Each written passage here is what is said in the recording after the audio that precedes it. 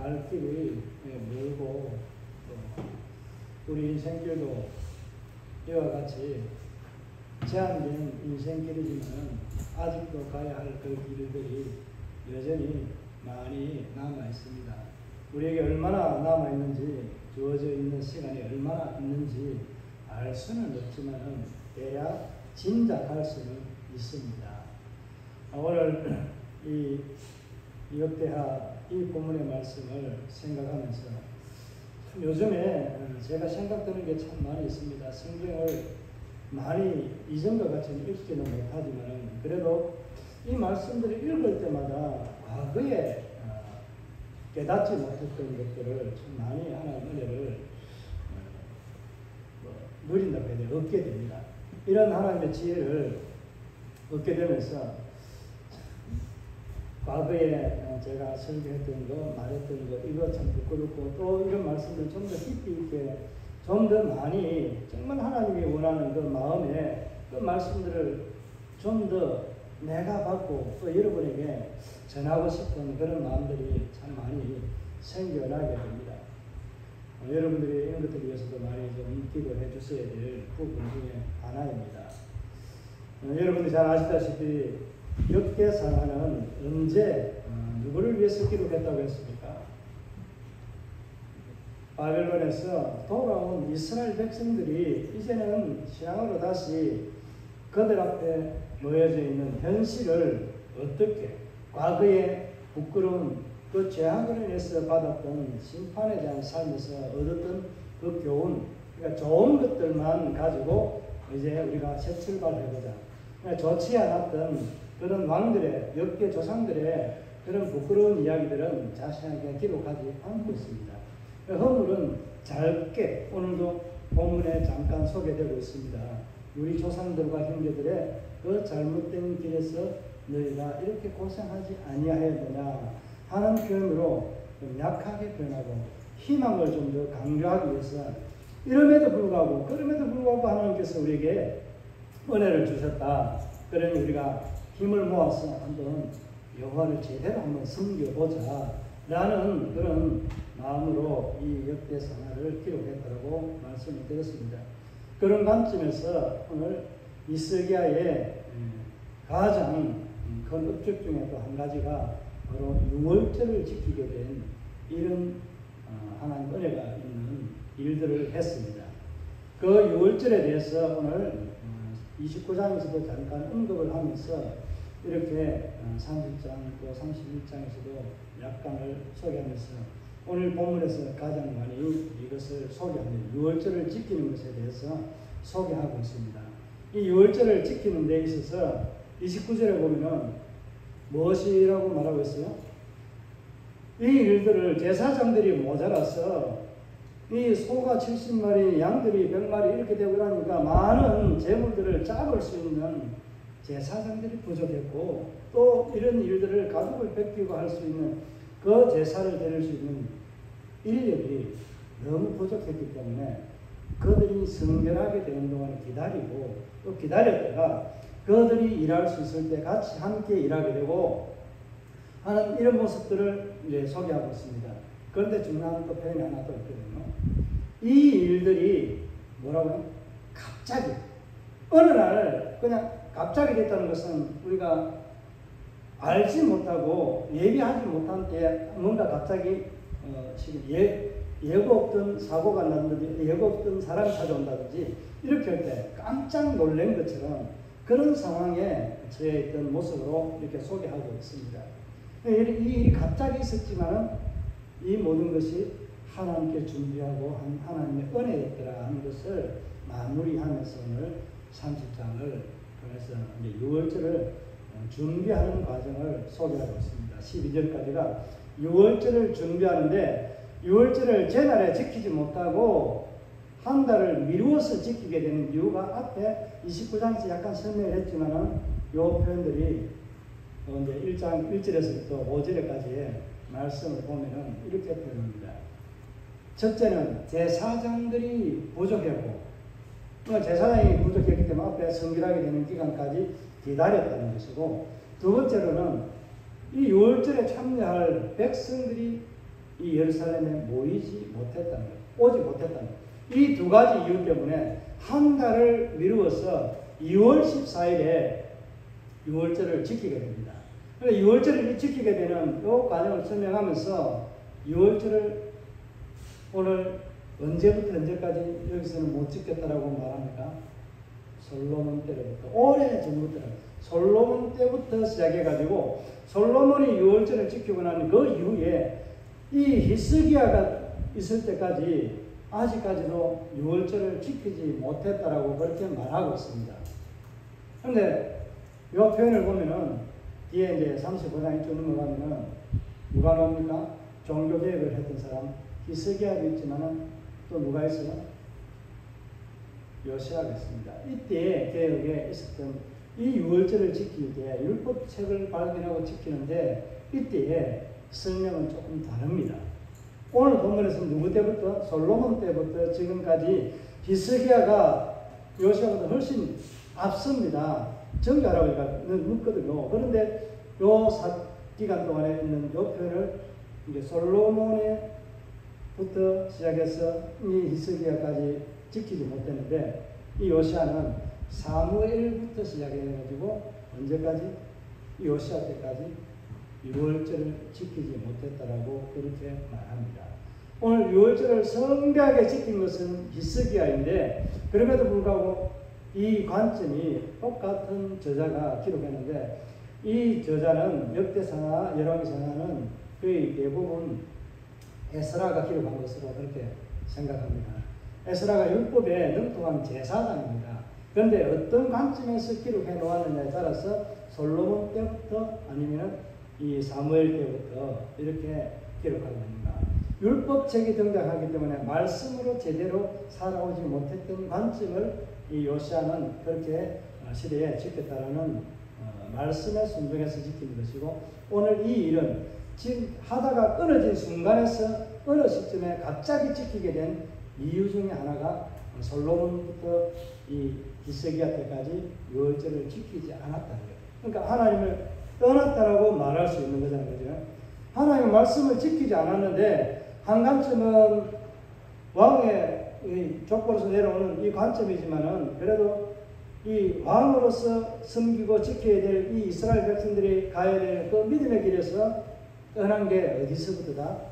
솔로몬으로부터 시작해서 떠난 것이 히스기야 때까지 와서 하나님과의 관계가 회복되지 않았다는 관점이고 이제 회복된 관점에서 말씀이 없듯이 말씀 없이 살아왔던 그 삶이 바로 요시아 때에 지켰던 그 삶을 두고 유월절의 표현이 그렇게 좀 다르게 표현하고 있다는 거예요. 무슨 말인지 이해가죠? 그러니까 지켜야 돼. 하나님을 떠나게 된 계기가 솔로몬 때고 말씀이 우리에게 떠나게 될 때는 어디로부터 시작한다? 그 훨씬 앞에 사무엘부터 시작해가지고 이 요시아 때까지 말씀 율법을 그들의 삶 가운데 지키려고 하나님의 말씀을 내 마음에 들어오게 하기까지가 시간이 많이 걸렸다는 거예요. 자, 그러면은 이러나 저러나 하나님은 떠난 자의 삶의 모습을 보여주고 있잖아요. 오늘 이 말씀을 보면은 좀 할 말씀이 참 많이 있습니다. 오늘 히스기야는요, 이스라엘 백성들 앞에 유월절을 지키기 위해서 뭘 합니까? 백성들을 불러 모으고 제사장들에게 직임을 맡겨서 이 일들을 하게 했지만은 중요한 것은요, 제사장들이 하는 일보다도 중요한 게 백성들의 참여입니다. 이미 북이스라엘은 어떻게 됐어요? 살만에셀과 이 살만에셀이 북이스라엘을 완전 초토화시켰거든요.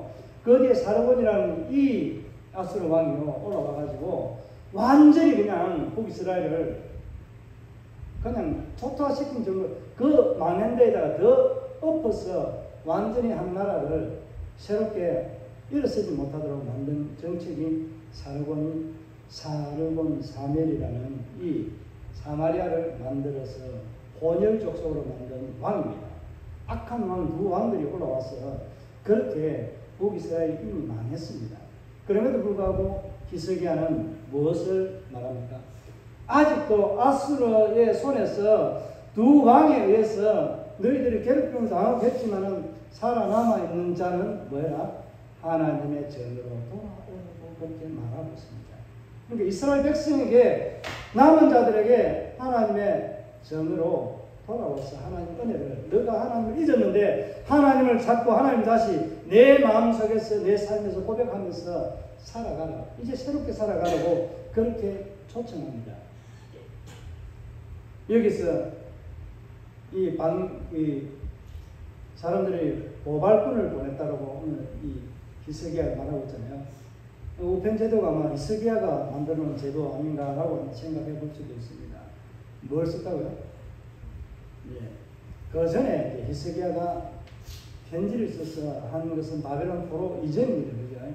편지 제도, 이 통신 제도와 같은 것들은 언제 잘 됐냐면 바벨론 포로 시대 때가 오히려 포로 끝나고 난 이 때가 더 굉장히 이 통신 정보만 굉장히 빠르게 발달되어 있습니다.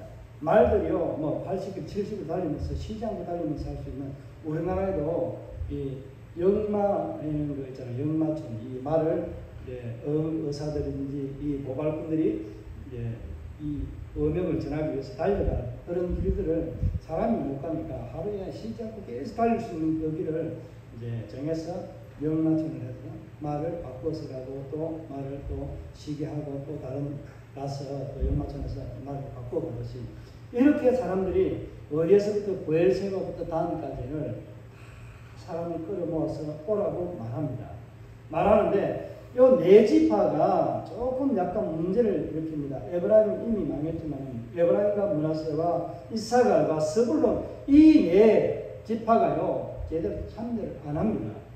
안 하는데 나중에 좀 뒤에 설명을 드리겠습니다. 하나님의 백성이 하나님의 부르심에 응답하지 않는 것은 뭐예요? 하나님의 백성이 아니라는 거예요. 하나님의 뜻을 떠났음에도 불구하고 하나님 내가 떠나 있지 않다고 생각하는 그 착각과 교만함과 오만함이요 그들의 삶을 더 괴롭게 만드는 거예요. 슬금 쥐어뜯어가지고 돌아와서 그들이 하나님 앞에 새롭게 살아가자고 말하는 이 말들을 보면서 여전히 돌아온 이 사람들도 어떤 모습이다? 오늘 여호와의 말씀을 듣고 히스기야가 그 10조의 삶들을 보면서 초청했던 그것에 응하지 않는 모습을 보게 됩니다. 그런 사람들이 이미 우리 이스라엘에 있다라고 표현하고 있는 거예요. 그런 사람이 없도록 우리는 살아남은 자로서 하나님께로 돌아가야 된다는 것을 말씀하고 있습니다. 교회에 예배당은 나오지만은 하나님 앞에 진정한 예배를 드리지 않는 이 삶을 살아가는 사람들에게도 이와 같은 모습이 바로 그대로 우리에게 삶이 적용됩니다.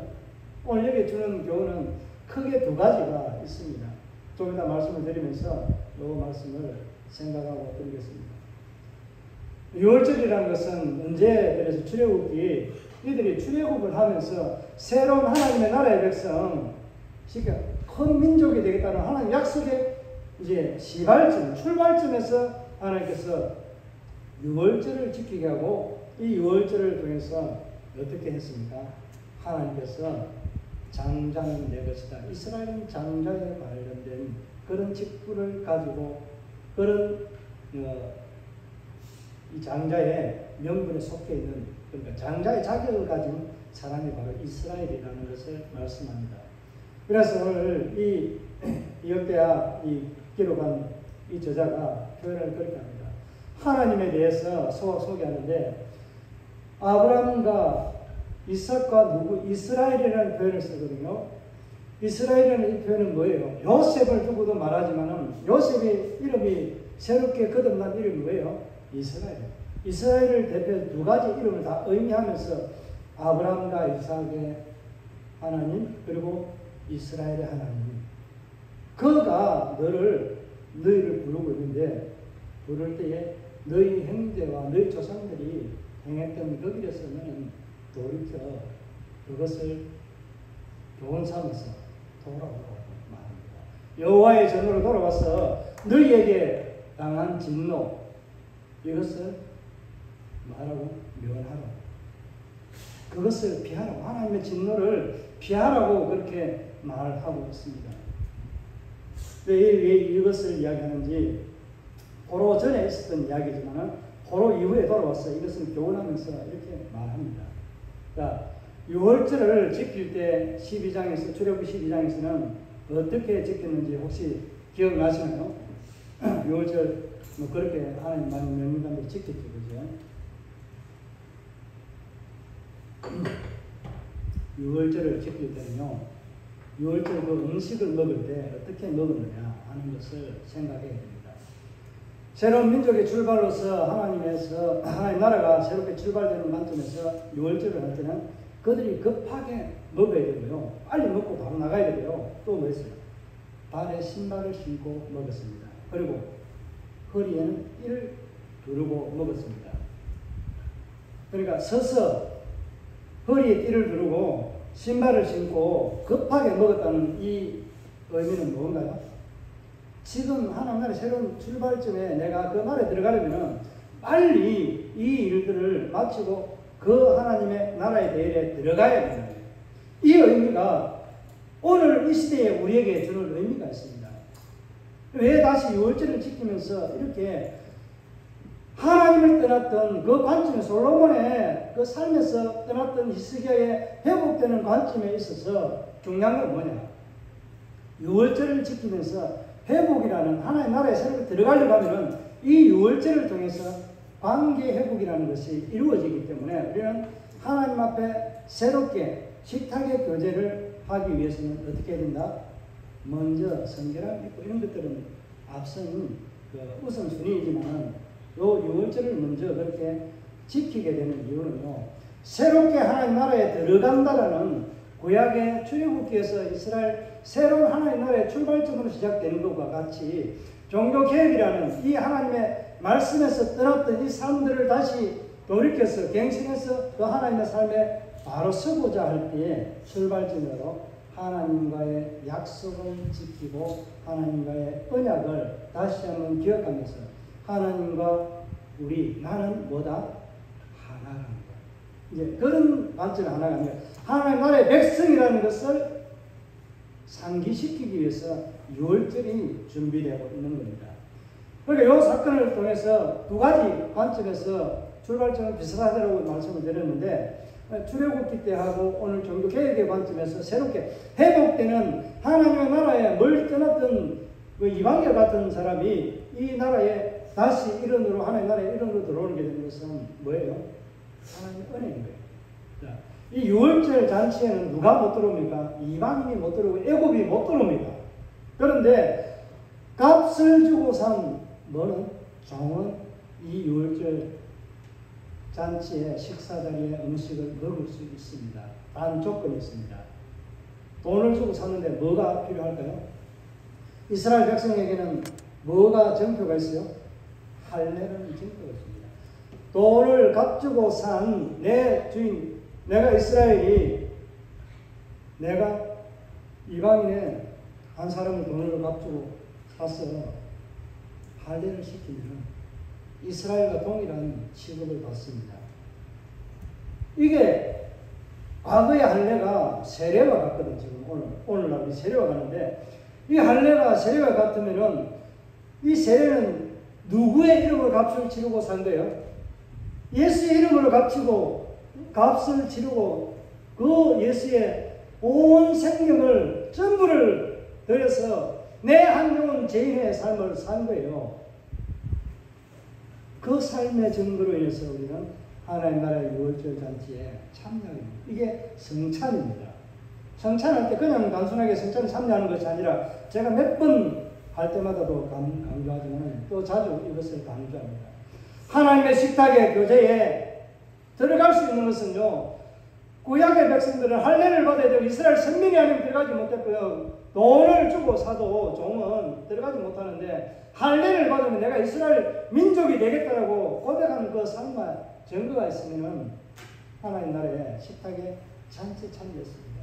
오늘 우리는 하나님 나라의 잔치에 성찬에 참여할 수 있는 그 어떤 조건도요, 예수를 믿지 않으면요 충족하지 못합니다. 그래서 반드시 세례받은 자만이 참여하게 되고 그 중에 끓이김이 있으면 그 식탁에 참여하지 않아도 죄가 되지 않는다고 그렇게 예수님께서 말씀했고요. 사도 바울도 그렇게 가르치고 있습니다. 오늘 이스라엘 백성들이 새롭게 하나님 나라에 멀었었던 그 삶에서 돌아오면서 새로운 하나님 나라의 백성으로서 시작하자고 할 때에 유월절에 참여를 할 때에 출애굽기와 같은 그런 모습은 하지 않지만 오늘 이 유월절의 잔치가 우리에게 어떤 교훈을 주는가 하면요, 이 첫 번째 한 중요한 메시지가 바로 주님께서 오시는 그때에 우리가 어떻게 돼요? 그 식탁의 교제를 준비하고 참여할 때는 어떻게 합니까? 이스라엘 백성이 금방 떠나야 되는데 그 떠나는 사람, 새로운 하나님 나라에 들어가기 위해서 유월절 잔치에 참여했다면은 이제는 신약시대에서는 유월절 잔치에 성찬에 참여하는 것은 뭐예요? 어떤 것을 의미한다고 봅니까? 제가 조금 말씀드렸잖아요. 주님의 재림의 때를 준비하는 거예요. 그래서 내가 올 때까지 너희는 이것을 기념하라고 하는 이유가 그런 거예요. 새로운 이제 완전 신천신지 예수 그리스도의 하나님 나라가 새롭게 도래될 때에 그때에 유월절 잔치는요, 이 땅에서 하는 유월절 잔치와는 전혀 다른 모습으로 우리에게 그 식탁의 교제가 펼쳐지게 됩니다. 그러니까 우리가 지금 신약의 성찬에 참여하는 이 성찬은요, 구약에 서서 허리에 띠를 띠고 신발을 신고 급하게 빨리 먹는 이런 의미를 그냥 식탁에서 먹는 그런 것처럼 생각하면 안 된다는 거예요. 그러니까 무엇을 기리는 것이 신약의 성찬은요, 주님의 재림에 임박하든지 덜이 오든지 간에 주님의 재림을 소망하면서 준비하는 과정이라고 보시면 됩니다. 그래서 오늘 이 유월절이 다시 이 히스기야가 종교개혁을 하면서 등장하면서 유월절을 지키고 준비하라는 것을 의미하는 것은 뭐예요? 우리에게 주는 것. 구약의 이 돌아온 이스라엘 백성들에게는 뭐예요? 이와 같이 너희가 하나님을 준비하고 하나님을 예비하고 이제 하나님께서 우리에게 어떤 은혜를 베풀지 모르지만 하나님 나라의 새로운 하나님 나라의 백성으로 살아가는 삶을 이제 준비하면서 유월절에 참여하고 준비하는 거예요. 그러면서 히스기야가 6절에서부터 8절, 지금 9절까지도 말씀하고 있는데 경고하고요, 권면하고 약속을 하고 있습니다. 경고는 뭐예요? 너희가 하나님의 나라에 멀리 갔는데 뭐 하는 거예요? 권고하고 있는 거. 뭐예요? 이제는 돌아오라는 거예요. 너희가 하나님을 떠났지만 하나님 전으로 돌아와서 그 진노를 피하라는 것이고 7절, 8절에도 같이 말씀하고 있는 것은 너희 조상들의 망령된 행실을 본받지 말고 너희 형제들의 잘못된 유혹에 우상에 빠지지 말고 이제는 살아계시고 참되신 하나님 여호와의 전으로 돌아오라는 거예요. 돌아오면 뭐 하겠다고? 내가 돌아온 그들에게 얼굴을 이제는 돌리지 않겠다는 말씀하고 있습니다. 하나님께서 돌아온 하나님의 나라에 성전으로 들어온 하나님 나라로 들어온 그들을 향해서 영원히 하나님께서는 이제는 너희가 내가 등을 돌려서 바벨론 포로가 되고 너희가 고생을 하고 힘든 세월들을 보냈지만은 그러나 내가 너희 조상과 같이 행하지 않고 내게로 돌아오면 내가 뭐 하겠다? 너희와 얼굴을 대면하고 너희에게서 얼굴을 돌리지 않고 영원히 내가 너희와 함께 하겠다라는 것을 말씀하고 있는 겁니다. 이게 하나님의 약속은 뭐예요? 내가 너희와 영원히 함께 하겠다는 이 약속을 하고 있습니다. 여러분, 지금 우리는요, 교회 안에서 오늘 히스기야가 보낸 이 편지, 하나님 나라 유월절 잔치에 참여하라고 초청하면서 이렇게 이 내용들을 써서 보냈습니다. 그랬는데 네 부류의 지파 사람들은 어떻게 했다고요? 에브라임과 이사갈과 므낫세와 이 사람들은요, 뭐 했어요? 스불론, 이사갈 스불론 한 사람이 빠졌네요, 한 지파가. 이 네 족속은요, 뭐 했다고 오늘 표현하고 있습니다. 비웃었다라고 말합니다. 뭐 하나님께서 뭘 우리를 그렇게 살려주고 이렇게 했다고 우리를 포로로 보내가지고 고생하게 했는데 무엇을 어떻게 우리에게 먹이고 입히고 독수리 날개치 올라가는 것처럼 너희를 업어서 이렇게 양육하고 지켜주고 먹을 걸 줬다고 그렇게 합니다. 대적들이 들어와서 우리를 치고 우리의 생명이 앗아가고 내 자녀와 내 형제 내 부모들이 죽을 때까지도 하나님께서는 개입하지 않고 가만히 계셨잖아요. 이런 말을 하고 자빠진 거예요.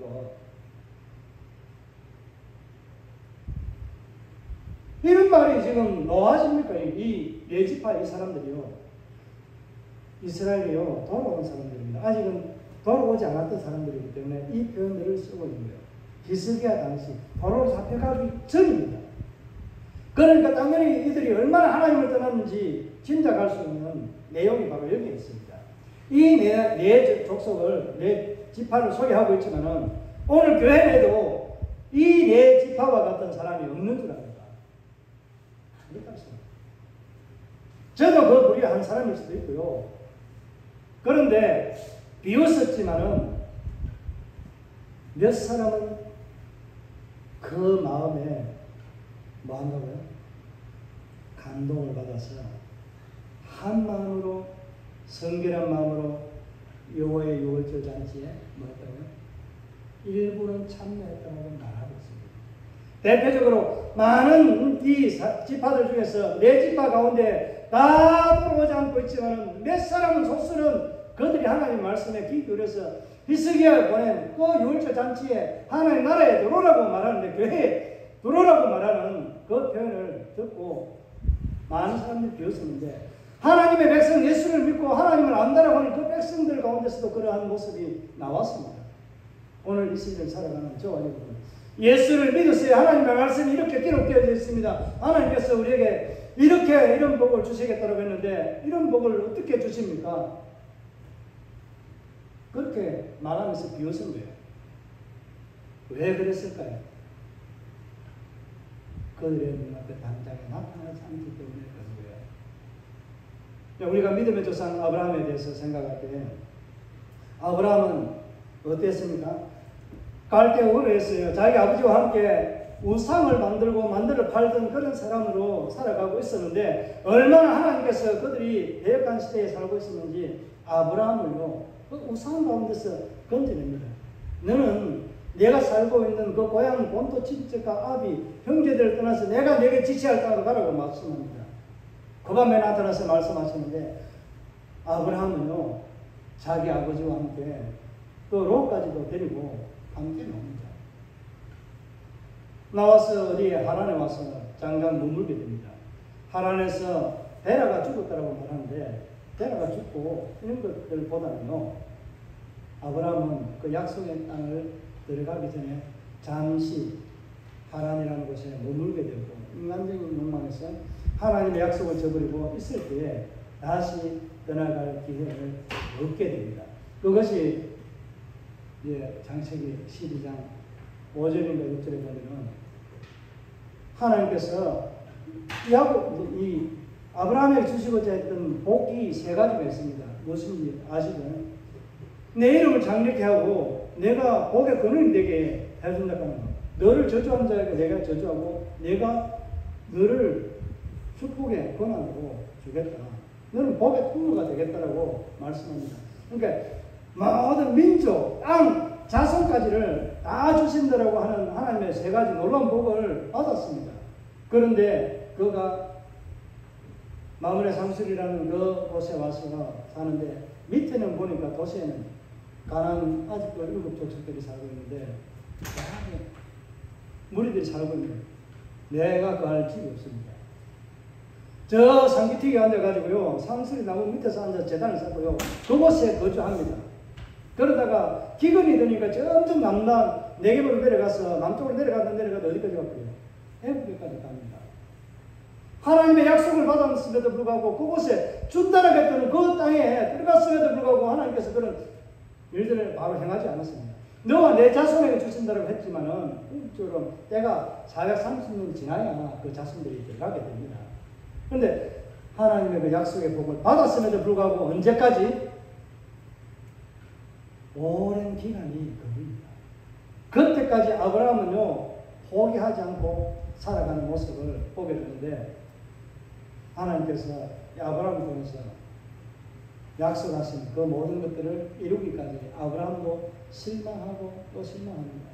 애굽에 가서 자기 마누라를요 죽일까봐 너무 이쁘게 해놓으니까 뺐어요.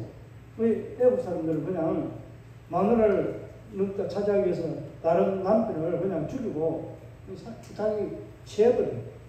그러니까 아브라함 역시 마찬가지로 자기도 그런 두려움에서 아내를 누이라고 죽이고 그렇게 갑니다. 하나님께서 얼마나 이 애굽의 왕을 바로 쳐버렸는지 두려웠어요.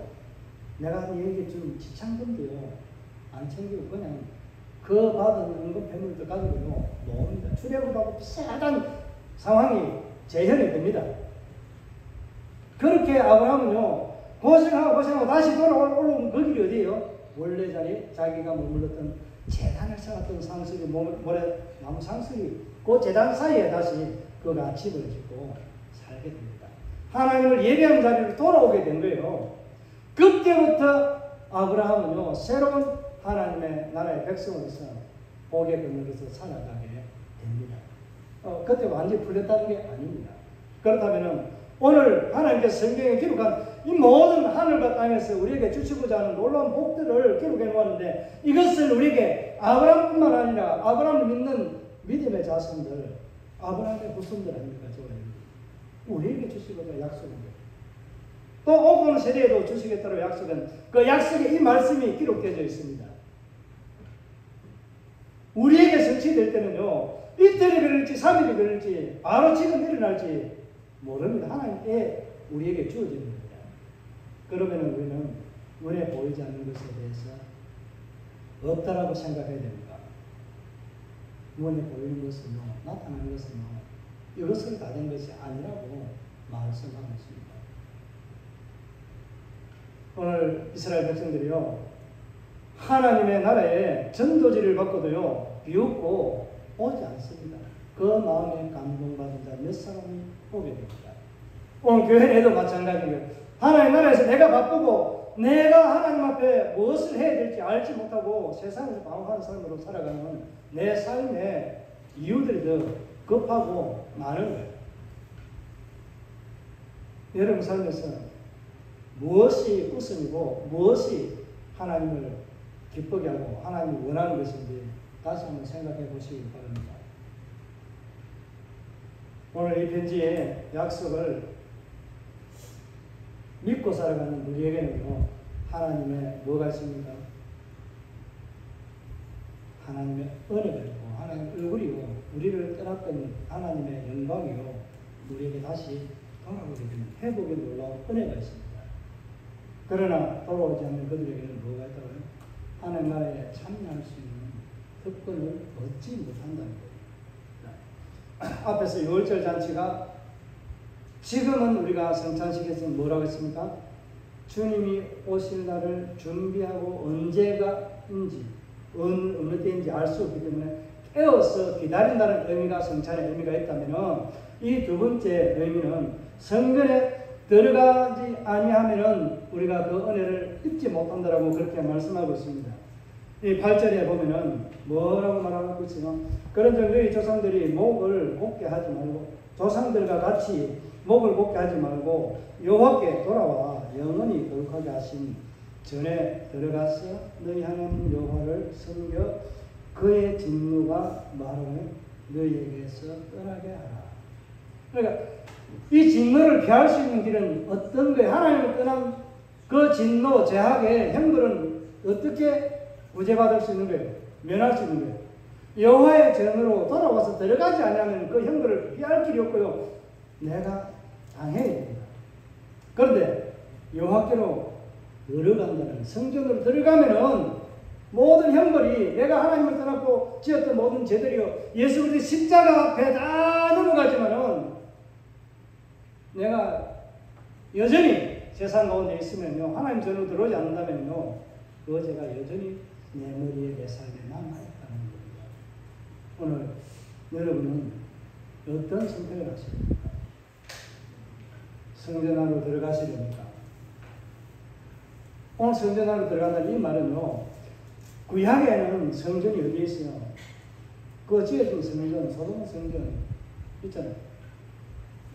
신약시대는 저와 여러분의 성전이에요. 우리 성전 안으로 내 삶이 들어가야 됩니다. 내게 찾아오신 성령으로 내게 임마누엘하게 하신 그 예수 그리스도 그분을 내가 모셨는데 그 예수 그리스도 안으로 들어가야만이 뭐 하는 거예요? 내 모든 죄악의 형벌은 용서받을 수 있고 십자가로 해결이 되지만요, 예수 안에 들어오지 않으면 십자가로 해결할 수 있는 길이 없습니다. 구원의 길이 없습니다. 이 세상에 우리가 예수 그리스도의 편지를 써서 히스기야가 오늘 이스라엘 백성들에게, 그들에게 하나님 나라의 잔치에, 식탁에 참여하라고 초청을 합니다. 그 초청을 무시해버리는 이 내집하고 같은 그런 어리석은 자가 되지 마시기 바랍니다. 세상 사람들은요, 이 내집하고 같습니다. 교회 하면서도요, 이와 같은 사람들이 많이 있다는 거. 내가 아니기를 우리는 기도하고, 아니기를, 내가 그런 존재가 안 되기를 기도하면서 하나님 앞으로 예수 그리스도 안으로 들어가야 됩니다. 오늘 예수 그리스도 안에 들어간 자는요, 모든 죄는요, 그 밖에서 있던 죄들은요, 십자가로 다 용서받습니다. 그렇지 아니하면 용서받지 못합니다. 그런데 하나 더 은혜를 주시는데 하나님은 뭐 하시더라고요? 영원히 그들과 함께 하시는 하나님의 은혜를 그들에게 주시겠다라고 말씀합니다. 이게 오늘 임마누엘 사건을 우리에게 나타나게 된 겁니다. 증거된 것입니다. 영원히 그 등을 돌리지 않는, 내가 너희들에게서 얼굴을 돌리지 않는 이 모습이 내가 너희를 항상 본다라는 그 의미로 말씀하잖아요. 오늘 여호와께로 돌아가야 될 이유가 뭐라고요? 우리가 하나님 나라에 성찬을 준비하면서 예수 그리스도 오시는 그 재림의 날을 준비하면서 언제일지 모르기 때문에 한마디로 말하면 깨어 있어야 될 삶을 살아야 되기 때문에 여호와께로 돌아가야 되는 것이고, 우리가 하나님 말씀에서 멀어져 있다면 내가 다시 성전으로 들어가지 못하지만 예수 그리스도 안으로 이제는 들어가잖아요. 예수 그리스도 안으로 들어와 있을 때에 하나님의 구원의 은총을 받게 된다는 사실입니다. 오늘 이 구원의 은총을 받고 누리면서 살아가는 하나님 백성들에게는 하나님께서 영원히 그들에게서 떠나지 않고 그들에게 뭘 준다고?